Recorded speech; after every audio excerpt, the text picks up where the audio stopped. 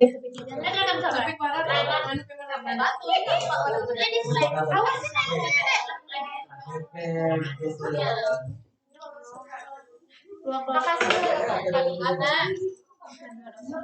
banget dan tinggal pelaporan aja.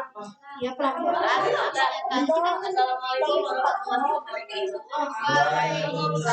warahmatullahi wabarakatuh. Baiklah, kami dari kelompok SMA 7 akan mempresentasikan hasil diskusi ruang kolaborasi perangkat web dalam pembelajaran, di mana anggota kelompok kami, saya sendiri sebagai moderator Hayul Nisa, kemudian Niswatul Khair, Hasya Safni, Elsa Imelda, dan Devi Permatasari. Baiklah, untuk kali ini topik yang akan kelompok kami bahas itu yang pertama adalah fungsi web dalam pembelajaran, yang kedua itu strategi pengintegrasian sumber belajar web 2.0 dalam pembelajaran, dan yang ketiga itu adalah pemanfaatan sosial media untuk pembelajaran. Nah, untuk materi pertama kepada Niswatul Khair, dipersilakan. Baik, saya di sini akan menjelaskan beberapa fungsi web dalam pembelajaran. Di sini kami ada 7 fungsi. Pertama, itu sebagai sumber belajar. Dari web ini kita bisa belajar. Nah, kita bisa belajar dari semua sumber yang ada yang di dalam web. Tentunya dengan belajar dari berbagai sumber yang ada dan yang berbeda akan menambah wawasan dalam pembelajaran. Lalu, sebagai sarana pembelajaran online. Selain dari sumber belajar, web itu juga bisa kita gunakan untuk pelaksanaan pembelajaran secara online. Dengan menggunakan website, kita bisa mengikuti proses pembelajaran walaupun tidak ada di kelas. Bisa kita gunakan saat kapanpun dan dimanapun. Sebab dengan adanya website, kita bisa menggunakan pembelajaran melalui kelas online. Yang ketiga,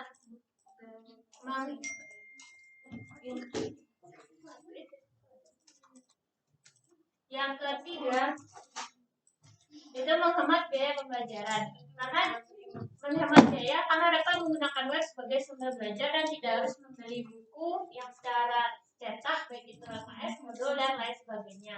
Lalu yang keempat, belajar secara mandiri. Dengan menggunakan web, peserta didik dapat belajar sendiri secara online. Yang awalnya proses pelaksanaan pembelajaran dari buku, sekarang siswa itu bisa mendapatkan sumber belajar dari sarana website.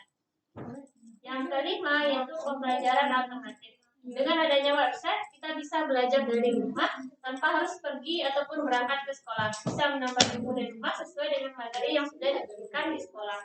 Yang keenam, bagi guru itu sebagai pengembangan profesional. Kita dapat meningkatkan semua pengetahuan. Dengan adanya website, kita bisa mengatur bagaimana caranya berkomunikasi secara teratur kepada masyarakat di luar sana secara offline. Lalu yang terakhir, yaitu sebagai media publikasi dan jaringan sosial. Ketika kita sudah menggunakannya sebagai sumber belajar dan sebagai bahan ajar, dan kita juga bisa menggunakannya sebagai media publikasi dari hasil pembelajaran yang kita dapatkan dari web. Contohnya seperti Edmodo sebagai jaringan pendidikan global, LinkedIn sebagai situs jaringan profesional, bisa digunakan untuk mencari pekerjaan, dan juga selain ini kita juga bisa menggunakan seperti Google Scholar sebagai sarana mencari jurnal sesuai yang kita inginkan dalam pembelajaran. Sekian yang bisa saya presentasikan, saya kembalikan kepada moderator. Terima kasih kepada Niswatul Khair. Nah, untuk materi selanjutnya, strategi pengintegrasian sumber belajar web 2.0 itu oleh Devi Permatasari. Kepada Devi, dipersilakan. Terima kasih kepada moderator. Baiklah, saya sini akan melanjutkan penjelasan tentang strategi pengintegrasian sumber belajar web 2.0. Pada web ini sering digunakan untuk meningkatkan pembelajaran peserta didik, termasuk pada blog, wiki, aplikasi produktivitas, bookmark, multimedia, jaringan sosial, dan WhatsApp. Nah, di sini model integrasi yang dirancang merupakan proses implementasi yang menggunakan teknologi web 2.0 dalam proses pembelajaran mengajar. Di sini digunakan sebagai media dalam proses belajar mengajar. Guru dapat mengintegrasikan sumber belajar ini ke dalam pembelajaran untuk memastikan peserta didik dapat berkomunikasi dan berbagi pengetahuan dan kreativitas.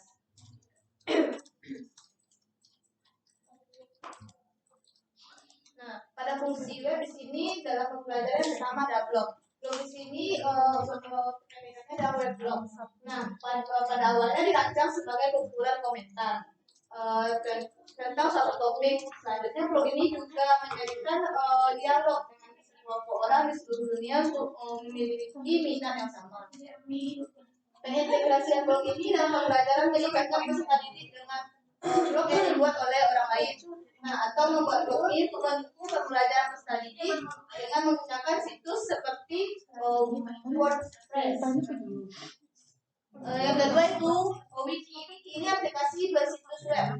Nah, di sini wiki ini merupakan yang mendukung penulisan kolaboratif dan managing konten online. Nah, pengintegrasian wiki ini dalam pembelajaran yang pertama, guru dapat menggunakan aplikasi seperti Wikidot atau Wikispace. Nah, atau Classroom, wiki yang gratis dan memungkinkan guru untuk menggunakan ruang online. Yang kedua itu guru juga menggunakan wiki untuk membuat sumber belajar bagi peserta didik. Nah, situs-situs ini mencakup hal-hal seperti salinan digital dalam materi yang dibuat oleh guru. Nah, seperti kalender tugas atau tautan seperti materi pendukung. Selanjutnya yaitu aplikasi produktivitas. Nah, aplikasi ini juga dikenal sebagai alat contoh online.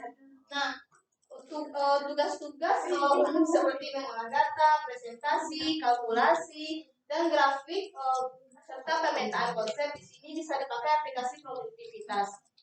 Pada aplikasi produktivitas ini bisa menggunakan PPT, Word, Excel, yang semacam Microsoft Word yang digunakan.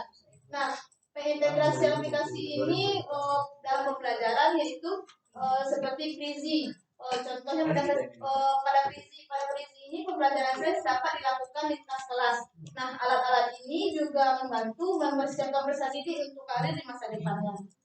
Nah, di mana dalam pengintegrasian aplikasi ini bisa menciptakan kolaborasi dan keterampilan komunikasi yang baik yang diperlukan untuk mencapai kesuksesan dari peserta didik tersebut. Mungkin hanya itu yang saya sampaikan. Saya kembalikan kepada moderator.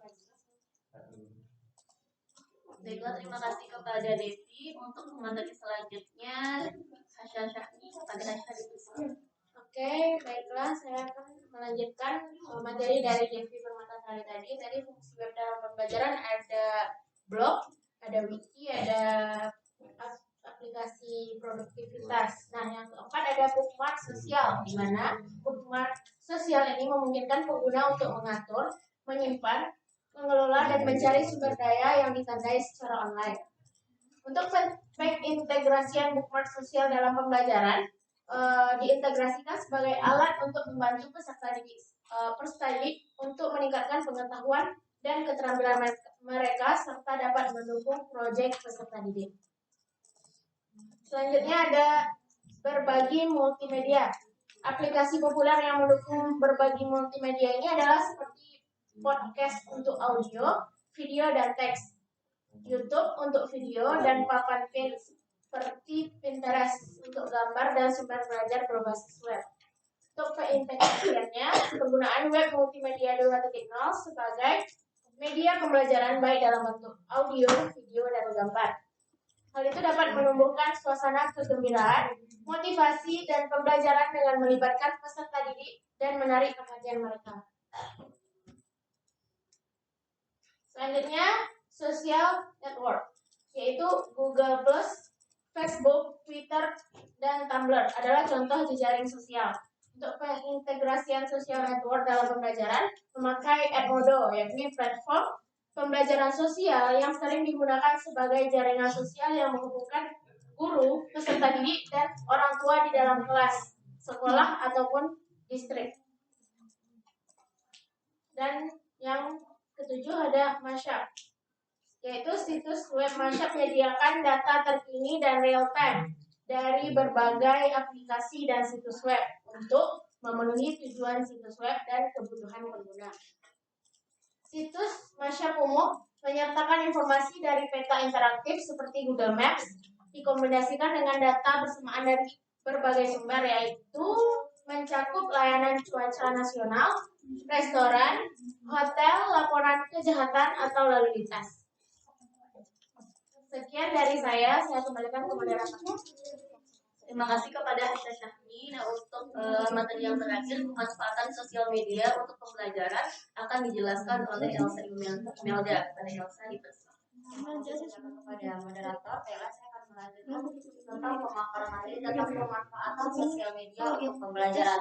Di mana pemanfaatan sosial media untuk pembelajaran yang pertama, sosial media ini dapat digunakan sebagai wadah kreativitas peserta didik dalam penyajian tugas proyek yang diberikan oleh guru bidang studi. Kemudian yang kedua, pemanfaatannya sejalan proses pembelajaran dilakukan secara daring ini, penggunaan media sosial di kalangan peserta didik ini meningkat. Hal tersebut disebabkan semakin tingginya aktivitas dan interaksi belajar mengajar melalui gadget. Yang ketiga, manfaat media sosial untuk pembelajaran salah satunya sebagai sarana komunikasi, baik komunikasi antar pelajar, guru maupun keluarga. Nah, ketika pelajar merasa kesulitan belajar di kelas, itu media sosial internet itu membantu pelajar dalam berkomunikasi lebih lanjut, sehingga pembelajaran itu dapat diserap dengan lebih baik. Sekian dari saya kembalikan kepada moderator. Terima kasih kepada Elsa Imelda.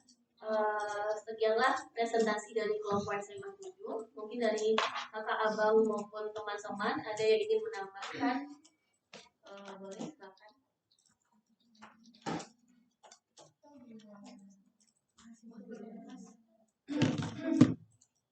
Atau mungkin ada pertanyaan dari kakak abang teman.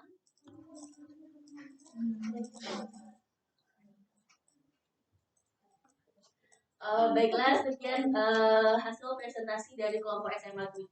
Terima kasih atas partisipasinya dan kerjasamanya. Assalamualaikum warahmatullahi wabarakatuh.